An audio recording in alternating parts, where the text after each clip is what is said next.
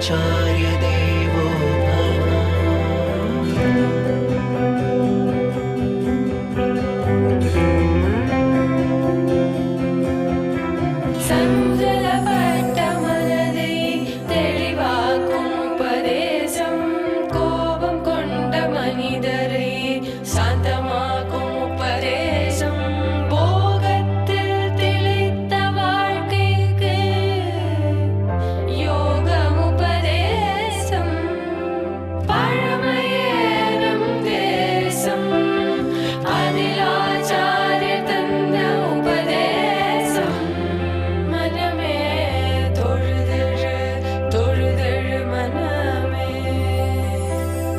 मातृदेवो भव पितृदेवो भव आचार्य देवो भव.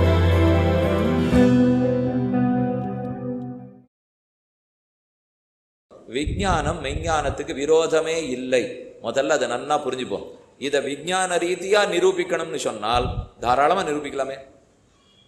ஒவ்வொரு விஷயம் எது ஆன்மீகத்துல சொல்லப்பட்டிருக்கோ அதை விஞ்ஞான ரீதியா நிரூபிக்கலாம். இவ விஞ்ஞான ரீதினா என்ன தப்பு பண்ணிவிடுறா? நியாயமா நிரூபிக்கணும்னு சொல்றதை விட்டுட்டு விஞ்ஞானிகள் ஒத்துக்கொண்டதா இருக்கணும்னு தப்பர்த்தம் பண்ணிக்கிறா. அங்கதான் நம்ம மொத்தமா தப்பு பண்ணிடுறோம். இதை இப்படிங்கிறத நிரூபிக்கிறேன்னா நானும் நீங்களும் உட்காந்து பேசி நிரூபிச்சுடலாம். ஆனா உலகம் என்ன கேட்கறது? என்ன அது நியூட்டன் உங்க ஆன்மீகத்தை ஒத்துன்னு இருக்காரா? யாரு மின்சாரம் கண்டுபிடிச்சாரோ அவர் எதுக்கு எங்க ஆன்மீகத்தை ஒத்துக்கணும்? இப்போ அவரும் ஆன்மீகத்தை ஒத்துன்னு தான் இருக்கார்.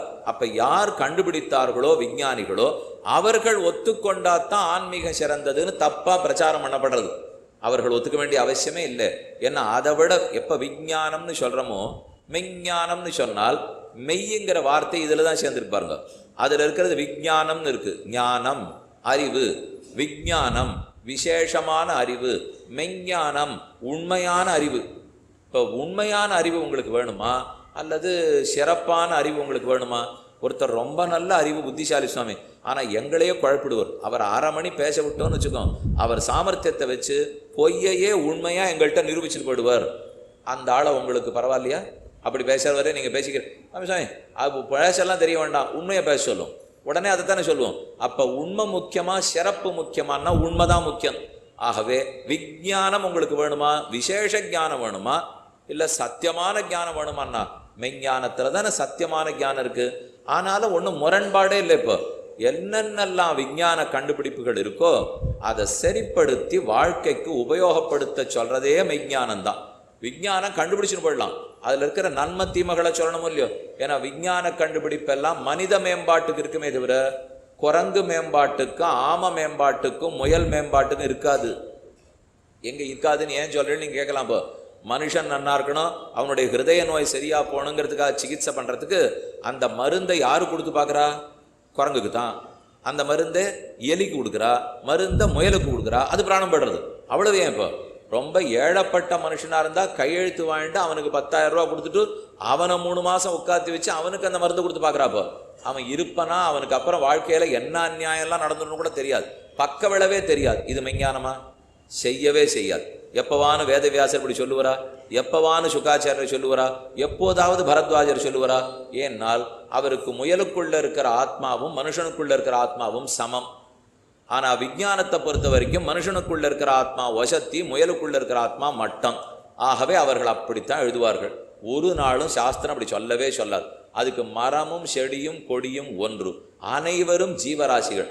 அதுக்குத்தான் முன்னுரையிலே சொன்னேன், ஜீவராசிகள் அத்தனை பேரும் சமங்கிற புத்தி வந்தாத்தான் மெஞ்ஞானம் சிறப்பு புரியும். அப்படி இல்லை நான் மனுஷங்கிறதுனால வசத்தின்னு மட்டும் தெரிஞ்சுட்டேன், மற்றது தாழ்ச்சின்னு சொன்னா இதனுடைய சாஸ்திரம் புரியவே புரியாது. மனுஷன் மட்டும் உயர்ந்தவன் இல்லை, எந்த ஜீவராசியும் உயர்ந்தது தான். இந்த பிறவி மனித பிறவி கிடந்திருக்கு. இதை போல எல்லா பிறவிகளும் கெடுக்கிறதுக்கே நான் மனித பிறவி எடுத்திருந்தேன்னு வச்சுக்கோ, அடுத்த பிறவி நானே பூனையா பிறக்கலாம். இந்த பிறவியில நான் நன்னா இருக்கணுங்கிறதுக்காக இன்னொரு பூனையை பிடிச்சி மருந்து கொடுத்துருந்தேன், அடுத்த பிறவி நான் பூனையா பிடிச்சா ஒரு விஞ்ஞானி எனக்கு மருந்து கொடுப்பார். சரியான யோசிச்சு பார்க்கணுமா? மாண்டவியர்னு ஒரு ரிஷி இருந்தார். அந்த ரிஷிக்கு அவர் பண்ணாத குற்றத்துக்கு ஒரு தண்டனை கிடைச்சி கொடுத்தார். அவர் திருடவே இல்லை, திருடினார்னு அரசர் பிடிச்சிட்டார். கழுகுல ஏத்துறதுன்னு வளர்ந்து ஒரு கழு மரம் மாட்டம் வச்சு ஆசன வாயில அவர் குத்தி விடுறது. குத்திட்டா மெது மெதுவாக அவருடைய பாரத்தில் அவர் இறங்கிட்டே வருவார். கழு அப்படியே உடம்புல ஏறி 2ஆ பழந்து போடுவார். இது அவருக்கு தண்டனை. எதுக்கு இந்த தண்டனை வந்ததுன்னு தெரியல. தன்னுடைய யோக பலத்தாலே கழுவுல இறக்கறத அப்படியே நிறுத்தினார். சிறந்த யோகி இறங்கி யமதர்மராஜன் இடத்துல போனார். அது என்ன, நான் பண்ணாததுக்கு எனக்கு தண்டனை கொடுக்குறியன்னார். யமன் பதில் சொன்னா, போன பிறவியிலே உனக்கு 8 வயசா இருக்கிறச்சே ஒரு பட்டாம்பூச்சியை பிடிச்சு ஊசியால வச்சு நீ குத்திண்டே இருந்தே, அதுக்காகத்தான் இந்த பிறவியில உனக்கு கிடைச்சிருக்குன்னு அவன் பதில் சொன்னான். அதுக்கப்புறம் அவர் வேற கேள்வி கேட்டார். அவனுக்கு பதில் தெரியல, திணறான்றது இருக்கட்டும். அப்ப தெரியறதே, நேர நாம ஒரு பிறர்க்கின்னா முற்பகல் செய்யன், தமக்கின்னா பிற்பகல் தாமே விளையும். வள்ளுவர் சொல்லச்சே, நீ கார்த்தால ஒருத்தருக்கு தப்பு பண்ணியிருந்தியான்னா ராத்திரிக்குள்ள நீ படுவேங்கிறார். ஆனா அரசன் அன்று கொள்வான், தெய்வம் நின்று கொள்ளும் இல்லையோ. நின்றுன்னா அந்த பிறவியில நின்று இல்லை, பிறவிதோறும் பல பிறர்களில் நின்று கொள்ளும். அவசரமே இல்லை, மெதுவா கணக்கு வச்சுக்கிறவர், துளிய அவசரம் இல்லாதவர் பகவான் ஒருத்தர் தான். நம்ம எல்லாருக்கும் அவசரம், அவருக்கு அவசரம் இல்லைங்கிறத எல்லா கோவிலையும் படுத்துனுட்டார். பார்த்தீங்களா, எப்போ நன்னா சயனத்தில் இருக்காரோ அவசரமே இல்லைன்னு அர்த்தம். மெதுவாக இருப்பார். ரங்கநாதன் சயனிச்சுட்டு இருக்கார், படுத்துட்டே இருக்கார். பக்கத்தில் திருப்புளிங்குடி போங்க, காய்ச்சனவேந்த பெருமாள் ஆச்சரியமா சயனிச்சுட்டு இருக்கார். காய்ச்சனவேந்தே கதிர்முடியானே கலிவைகள் திருப்புளிங்குடியாய் வடிவினை இல்லா மலர்மகள் மற்ற நிலமகள் பிடிக்கும் மெல்லடியே கொடுவினையிலும் பிடிக்க நீ ஒரு நாள் கூவுதல் வருதல் செய்யாயேன்னு ஆழ்வார் பாடியிருக்கார். அவ்வளோ ஆனந்தமாக சயனிச்சுருக்காரு. ஸ்வஸ்தமானால் ஆட்டமே நடக்கட்டுமே. இதில் பெருமான் எப்படிப்பட்டவர்னு ஒன்று தெரிஞ்சுங்க. அவருக்கு நம்ம நெருக்கமாக போயிட்டோம்னா ரொம்ப சந்தோஷமாக பிடிச்சின்னு சரியாக கூட்டின்னு போயிடுவார். அப்படி இல்லாமல் நம்பிக்கை இல்லாமல் எங்கேயோ சுற்றின்னு இருந்தோன்னு வச்சுங்க, அப்படியே சுற்றிட்டு வரட்டோம்னு விட்டுடுவார். அப்படியே நம்ம சுற்றிகிட்டே இருக்க வேண்டியதான். நம்ம குடும்பத்தில் ஒரு குழப்பம் இருக்குது, இல்லை உங்கள் நிறுவனத்தில் ஒரு குழப்பம் இருக்குன்னு வச்சுக்கோங்க. நீங்கள் வேலை பார்க்குற இடத்துல இவர் இப்படி ஒன்று கலப்புறார், இவர் இப்படி ஒன்று கலப்புறார். உடனே முதலாளி என்ன பண்ணுவார், அது எல்லாத்தையும் பார்த்து அமர உட்காந்து, வாங்க ஒரு கூட்டம் போடுவோம், இந்த மாதிரிலாம் ஆளாளுக்கெல்லாம் ஒவ்வொரு பக்கம் இழுத்துன்னு போகக்கூடாது, வாங்க பேசுவோன்னுட்டு, நீ இதை பேசு இது எல்லாத்தையும் சரிப்படுத்தி விடுவோன்னு ஒட்டவை இப்போ பார்க்க வர இல்லையோ. இப்போ பகவான் என்ன பண்ணணும், கோவிலுக்குள்ளேயே 100 கட்சி இருக்கு. நீ எந்த கோவிலுக்கு வேணால் போங்க, எந்த சபைக்கு போங்க, சபையில் 5 பேர் உறுப்பினர்கள் இருக்குன்னா 6 கட்சி இருக்கும். ஆன்மீக சபையும் சேர்த்து தான் சொல்கிறேன். இப்போ நான் ஒன்றும் வெளி சபை மட்டும் சொல்லலை. இப்போ இந்த மாதிரி எத்தனையோ சபைகள் நடத்துறதுக்கெல்லாம் வச்சுருக்காலும் இல்லையோ, அந்த சபை அறக்கட்டளையில் போனால் கூட நிறைய இருக்கும். உடனே பகவான் என்ன பண்ணணும், இங்கே வாங்க, நீங்கள்லாம் பெருமா பல்லக்கு தூக்குறவாளா, நீங்கள் இந்த மாதிரி பேசக்கூடாது, நீங்கள் வேத பாராயணம் பண்ணுறவா நீங்கள் ஒரு வழி போகக்கூடாது, நீங்கள் பெருக்கி முழுகிறவா நீங்கள் ஒரு வழி போகக்கூடாது, எல்லாரும் வாங்கோன்னு உட்காந்து வச்சு நிறுவனத்தை சரிப்படுத்தணும் இல்லையோ. பண்ணவே மாட்டார். நீ இப்படி போறியா, எவ்வளவு தூரம் போறியோ போயிட்டு வா. நீ இப்படி போறியா, நீ எத்தனை தூரம் போக முடியுமோ போயிட்டு வா. நீ இப்படி போறியா, எத்தனை தூரம் போறியோ. அவன் அப்புறம் நிறுவனம் கட்டுப்படாதோன்னால் யார் எப்படி இழுத்தாலும் இந்த லோகத்தை கெடாத வச்சுருக்கிற சக்தி அவர்கிட்ட இருக்கு. இந்த நிறுவன முதலாளி ஏன் பயப்படுறாருன்னா, 4 பேர் 4 பக்கம் ஓடினா நிறுவனம் அவ்வளவுதான், இழுத்து முட வேண்டிதான். அவருக்கு அதை மாத்திர சக்தி கிடையாது. ஆனால் கடவுளை பொறுத்து நீ எத்தனை வேணா இழுத்துன்னு போ. ஹிரண்யகசிபுவை நான் எத்தனையோ நாள் விட்டேன், அப்புறம் தான் நரசிம்மரை அவதரிச்சு கொன்னேன். ஹிரண்யாக்ஷனை எத்தனையோ நாள் விட்டேன், ஒரு நாளாக விட்டார். நாம் ஒத்தனை இப்போ ஹிரண்யாக்ஷன் எங்கேயோ பார்க்குறோம்.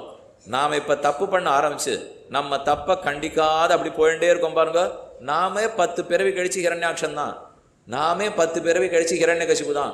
நம்மளே அழிக்கிறதுக்கு நரசிம்ம பெருமாள் வந்தாலும் வரலாம், வராகர் வந்தாலும் வரலாம். நம்ம உடனே ஹிரண்யாக்ஷனை எங்கேயோ தேடப்படுறோம். எங்கேயும் தேட வேண்டாம், நமக்குள்ள தான் தேடணும்.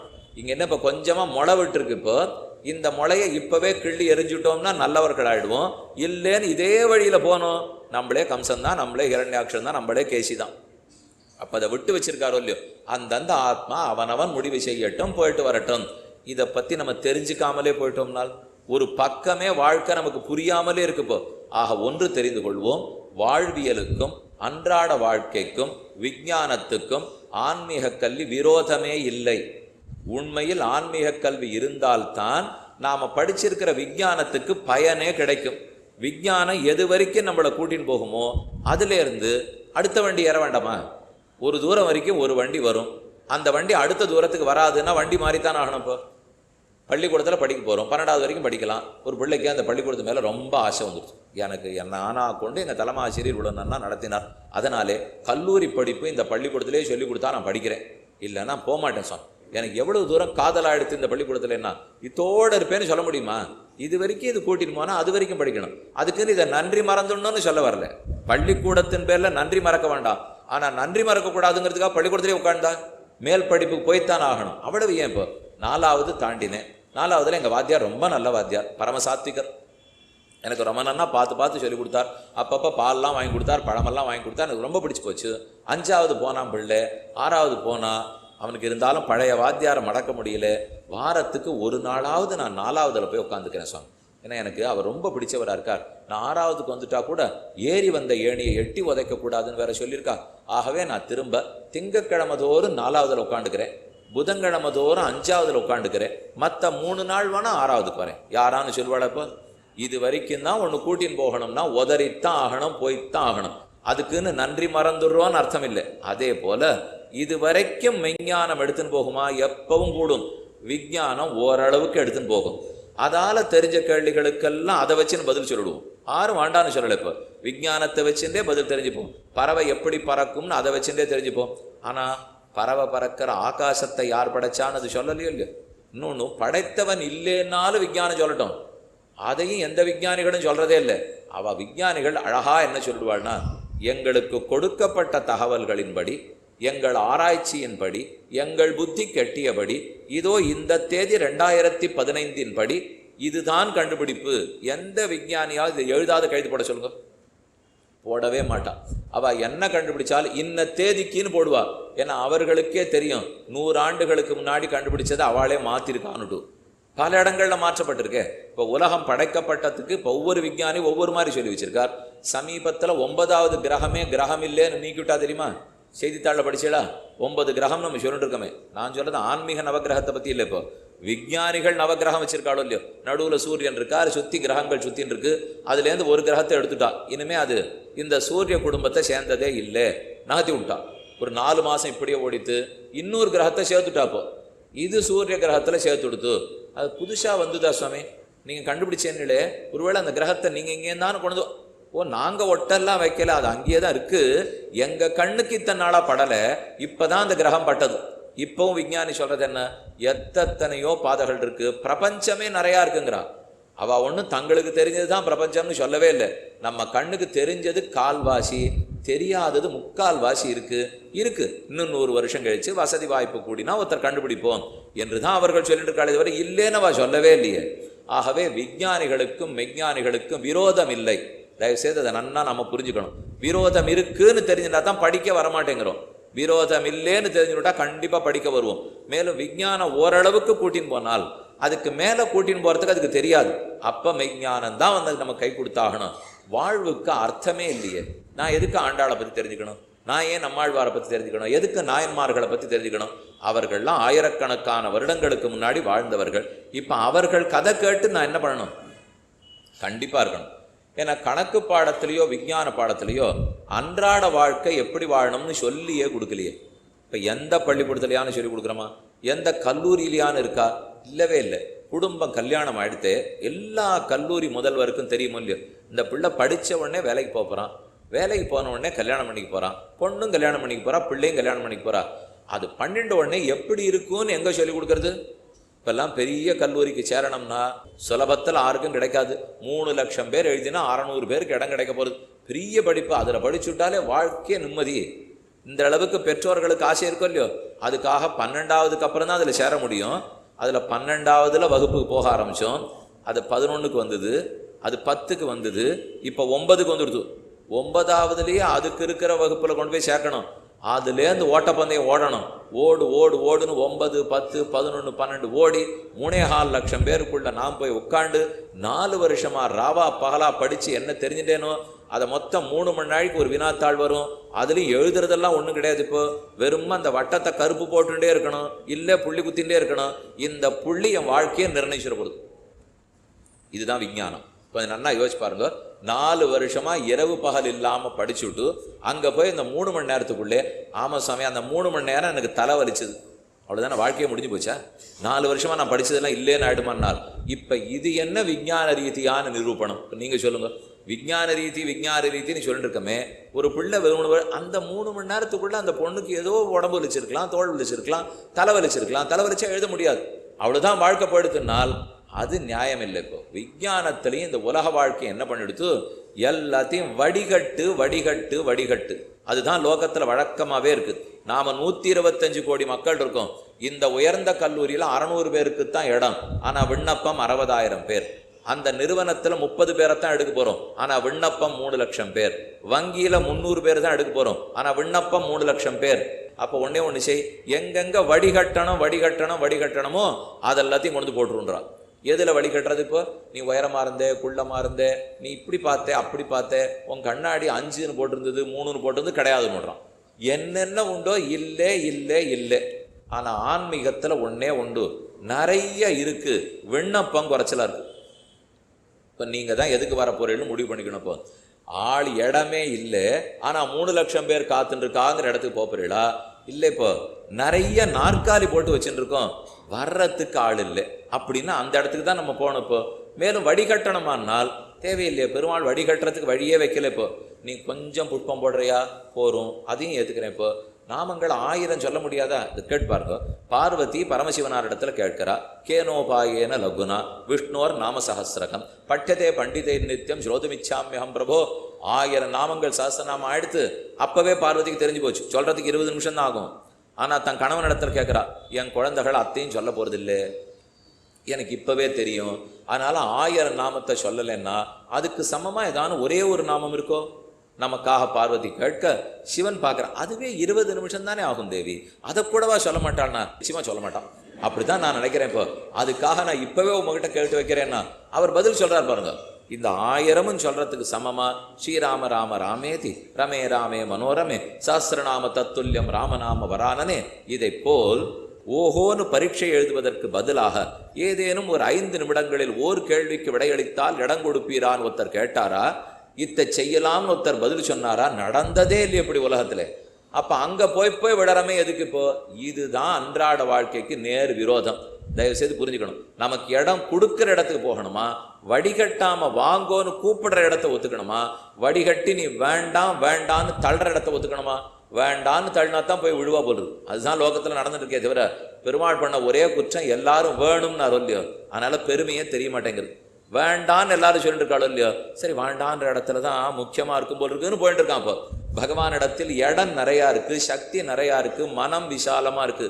அவருடைய கண்கள் இருக்கிற நீண்ட கண்களுக்கு கோடானு கோடி மக்களை கடாட்சித்து நிமிஷத்தில் அனுகிரகம் புரியறதுக்கு முடியுங்கிறதுனால அவர் தைரியமா காத்துட்டு இருக்கார். யார் வேணா வரட்டும்ங்கிறார். தன்னுடைய சக்தியினால் அவரால் திருத்தி விடுறதுக்கு முடியறது இல்லையோ. ஆகவே இது கொள்கை ரீதியா பார்த்தா மெஞ்ஞானத்துக்கும் விஞ்ஞானத்துக்கும் பெரிய வேறுபாடு. என்ன, இங்க வடிகட்டுறது தான் விஞ்ஞானம், வடிகட்டாம ஏத்துண்டு கிட்டக்க கூட்டு வந்து சரிப்படுத்திடுறது தான் மெஞ்ஞானம். இவ்வளவு தூரம் விடுதலையா அப்படியே விட்டுணுமா? அதை போல லௌகிகத்துல பார்க்கலையென்னால் அடிப்படையே வேறேங்கிறனே. லௌகிகத்துல என்ன இருக்கிறதோ அதுல தேவைகள் நிறையா, ஆனா இருக்கிறது ரொம்ப குறைவு. ஆனா இந்த இடத்துல இருக்கிறது பகவான், அதனால குறவில்லை. அவர் எங்கும் நீக்கமர நிறைஞ்சிருக்கார். ஒத்தத்தரோட நேரம் செலவழிக்க முடியும். பொய் சொல்லாதே, அப்பா அம்மாவை மதிக்க கத்துக்கோ, குறைச்சலா சாப்பிட்றது கத்துக்கோ, யோகத்தையும் தியானத்தையும் நிறையா பண்ணு, இதெல்லாத்தையும் பண்ணு, மெதுவா படிச்சுக்கலாம். அவர் அவசரமே படுத்தல. ஆனா இப்ப இதை எதை பத்தியுமே சொல்றது இல்லை. படி படி படி படி, மற்றதெல்லாம் அப்புறம். இப்ப இந்த இடத்துக்கு நீங்க கூண்டு வரணும்னா பிள்ளை பொண்ணெல்லாம் அப்படி கூண்டு வந்துட முடியாது. நாளைக்கு ஒரு பரீட்சை, அதுவும் இப்ப எல்லாம் தள்ளி போட்டிருக்கா தமிழகம் முழுக்க. அது இப்போ படிக்கணும்னுவா. எங்கேயான கோவில் உற்சவமாக இருக்கும், அவங்க குடும்பத்து உபயோகாரனா கூட இருப்பா. நம்ம கோவில் நம்ம குடும்ப கோவிலாக இருக்கலாம், நம்ம கிராமத்துக்கு போனால் கூட அப்பவும் பார்த்து நாங்கள் 2 பேரும் போய்ட்டுறோம், நீ படிக்கிற காரியத்தை ஒழுங்காப்பார். உடனே பொண்ணை ஒதுக்கிடுவோம். ஸ்ரீ ஜெயந்தி, கிருஷ்ண ஜெயந்தி, கோகுலாஷ்டமி உற்சவம் நடந்துட்டு இருக்கும். ஓஹோ நம்ம கொண்டாடுவோம். மறுநாள் பரீட்சை இருக்கும். என்ன தெரியுமா சொல்லி ஜாகிரதைப்படுத்துவோம், நீ படிச்சுட்டே இரு, நான் எல்லாம் பண்ணிட்டு ஆரத்தி எல்லாம் பண்ணிட்டு சாப்பிட்ற சமயத்துக்கு உன்னை கூப்பிடுறேன்னு. ஏன் சுவாமி பூஜை போது வந்து கலந்துண்டா ஆகாதா? அவர் 2 பழத்தட்டை எடுத்துன்னு வரக்கூடாதா? அவ கண்ணனுக்கு 2 பாட்டு பாடக்கூடாதான்னா அதெல்லாம் படிக்கிற காலத்திலே இங்கெல்லாம் வீணாக்கக்கூடாதுன்னு நம்மன்னு ஆரம்பித்தோம். இப்போ இந்த புத்தியை யார் கொடுத்துட்டு போனான்னா 250 வருஷத்துக்கு முன்னாடி கொடுத்துட்டு போனார். இது உனக்கு தேவையில்லை, ஆங்கிலத்தை படி, பொருளாதாரத்தை படி, கணக்கப்படி சொல்லி சொல்லி சொல்லி ஓதியே நீ கட்டப்பட்டு இருக்கும். முதல்ல அந்த எண்ணத்தை, அந்த மயக்கத்தை போக்க வேண்டும். அந்த மயக்கத்தில் நாம் இருக்கவே வேண்டாம். தாராளமாக உலகத்தில் எல்லாருக்கும் இடம் இருக்கிறது. இடம் படைக்கப்பட்டது யாராலும் அல்ல, தலைவன் இறைவனாலே படைக்கப்பட்ட பூமி. அந்த பூமியை அவர் தாராளமாக ரட்சித்துக் கொள்வார். ஒவ்வொரு ஜீவாத்மாவுக்குள்ளும் பிரத்யேகமாக உட்காண்டிருக்கார். இங்கே 10 பிள்ளைகளுக்கு ஒரு வாத்தியார் இல்லை, ஒவ்வொரு பிள்ளைக்கும் ஒவ்வொரு ஆத்மாவுக்கும் ஒரு வாத்தியார். ஒவ்வொரு ஆத்மாவுக்குள்ளேயும் பகவான் உரைகிறான் இல்லையோ.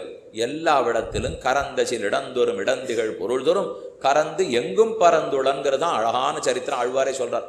ஆகவே ஆத்ம கல்வி, பரமாத்ம கல்வியை சின்ன வயசுலேருந்து கற்றுக் கொடுக்கறதுக்கு ஆரம்பிச்சா தான் சமதர்மம் புரியும். ஒரு பக்கம் சண்டை போண்டே இருக்கும், ஆனால் ஏன் சண்டை வளர்ந்துட்டே போகிறது? எத்தனை உலகத்தில் எந்த மூலையை எடுத்துங்க, புதுசாக சண்டை வளர்ந்துன்னு தான் போகிறதே தவிர குறையவே இல்லை. நாம் சொல்லுவோம், அன்னைக்கு அசோக மன்னவன் சண்டை போட்டுட்டு இனிமே போட மாட்டேன்னு அகிம்சையை கடைப்பிடிச்சிட்டார்னு நம்ம பாரதத்தில் தான் சொல்லிகிட்டே இருக்கோம், வாஸ்தவம் சொல்லிட்டு இருக்கோம். ஆனால் இருக்கிற 200 நாடுகளுக்குள்ளே கிழக்க போனா வம்பு, வடக்க போனா வம்பு, மேற்க போனா வம்பு, தெற்க போனா வம்பு. நாம் ஒருத்தர் தான் இங்கே உள்ள உட்காந்து சாந்தி சாந்தி சாந்தி ஆத்மா தேகம்னு பேசிகிட்டே இருப்போம். மற்ற எங்கே வெளிநாட்டுக்கு போங்க, இங்கே படையெடுப்பு அங்கே படையெடுப்பு, இங்கே சண்டை அங்கே சண்டை. இப்போ பாரத தேசத்துக்குள்ள அது போல அடிக்கடி தானே சண்டை போன்றிருக்கமானால் இன்னி வரைக்கும் நம்ம வரலாறு தான் இருக்கிறதுலையே பழமையான வரலாறு. அவரவர்கள் 300 வருஷம் இருக்கிற நாடு. இன்னைக்கு ஓஹோன்னு வாழற மேற்கத்தி நாடு கூட சரித்திரம் எடுத்து பார்த்தா 300 வருஷம். 300 வருஷத்துக்கு முன்னாடி யார் இருந்தா? அது ஒன்றுமே இல்லை, யாரோ காட்டுவாசிகள் இருந்தாலாம். ஆங்கிலேயர்கள்லாம் வந்தா மொத்த காட்டுவாசிகளையும் கொன்று அடிச்சு துரத்துட்டா நீங்க போய் கேட்டீங்கன்னா தெரியும். அவர்களுடைய வாழ்க்கை சரித்திரமே இவ்வளவுதான். இப்போ மொத்த பேரையும் துரத்தி காட்டில் கொண்டு போய் விட்டுட்டா தாங்கள் எல்லாம் வாழ ஆரம்பிச்சுட்டா. இதுவா மனிதநேயம்? இதுவா மனித கொள்கை? இதை போல பாரதத்தில் பண்ணிட முடியுமா? இந்த ஒரே ஒரு தேசத்துல தான் ஆங்கிலேயர்கள் வந்து ஆண்டுட்டு தங்களுடைய நாடாக மாற்றாமல் திரும்ப போன ஒரே நாடு. மற்ற எந்த நாட்டிலையும் அவள் அப்படி திரும்பி போனதே கிடையாது. தங்க நாடா மாற்றிவிட்டு தான் திரும்பி போவா. ஆனால் இங்கே நடக்காது. ஏன் நடக்காதுன்னா, நம்ம அடிப்படையில் தேகத்தை நம்பினவாளே இல்லையே, ஆத்மாவை நம்பித்தான் இங்கே கல்வி சொல்லி கொடுக்கப்பட்டிருக்கே தவிர இப்பப்போ தேகக்கல்வின்னு சத்தம் போடுறா. இப்பவும் உறுதியாக சொல்கிறேன், எத்தனை தூரம் மேற்கத்தி கலாச்சாரம் வந்து இங்கே எடுத்துக்கிறதுக்கு பார்த்தாலும் அசையாது பாரதம். இப்படியே தான் அது இருக்குமே தவிர எக்காரணம் கொண்டு மாறாது. ஏன் மாறாதுன்னா மாறலையே.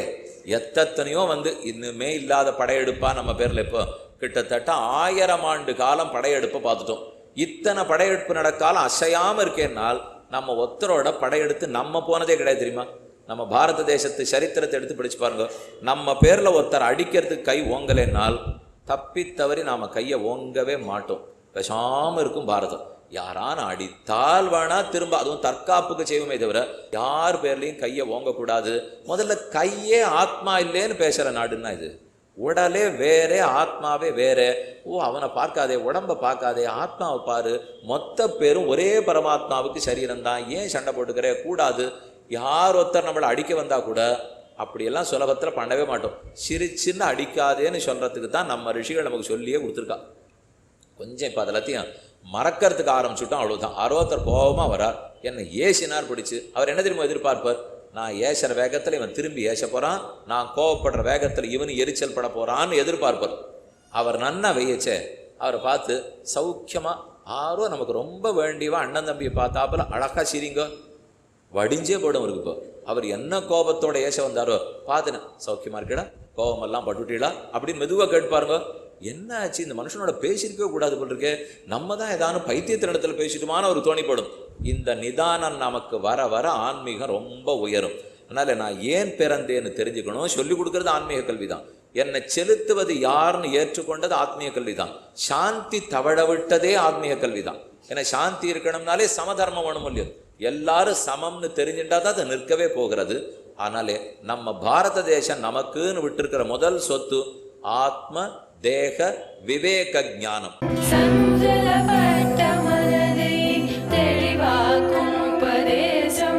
கோபம் கொண்ட மனிதரை சாந்தமாக்கும் உபதேசம். போகத்தில் தெளித்த வாழ்க்கைக்கு யோகம் உபதேசம். பழமையேறும் தேசம் அதில் ஆச்சாரிய தந்த உபதேசம். மனமே தொழுதழு தொழுதழு மனமே. मातृदेवो भव पितृदेवो भव आचार्यदेवो भव.